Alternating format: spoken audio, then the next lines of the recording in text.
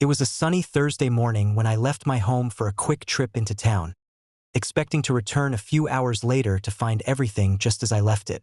Little did I know, Karen, the neighborhood's notorious HOA enforcer, had other plans. When I returned, I noticed something odd. My front door, which I always lock, was slightly ajar.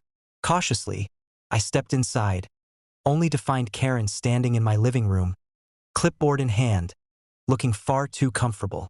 "You can't just walk in," she shouted, as if she had any authority to dictate my own home. "I'm calling 911. You're trespassing." I froze for a second, processing the absurdity. Karen had literally broken into my house while I was away, and now she was trying to make it look like I was the criminal.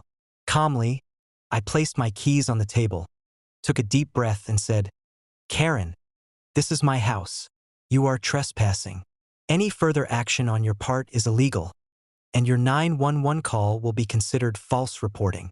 She sputtered, trying to argue, citing HOA regulations, community standards, and imaginary authority. But her smirk faltered as I calmly started documenting everything: photos, timestamps, and a recorded video for evidence. I even called the local police myself, explaining that Karen had unlawfully entered my property and was now attempting to frame me.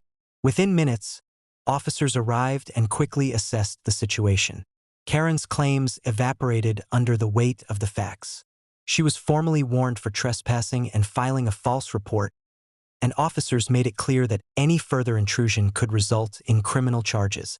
Neighbors, who had witnessed Karen's audacity from their windows, whispered and chuckled about the spectacle. The woman who had terrorized the neighborhood with her clipboard had been publicly humiliated, caught in the act of overreach and illegal behavior. I immediately filed a formal complaint with the HOA, ensuring she could no longer interfere on my property without facing legal consequences. Her attempts to assert authority had backfired spectacularly, leaving her credibility in shambles. The story quickly spread. HOA Karen had squatted in a homeowner's house and then called 911 on the rightful owner. The irony was delicious, and the lesson was clear: arrogance and entitlement cannot override property rights and law. From that day forward, my home remained secure.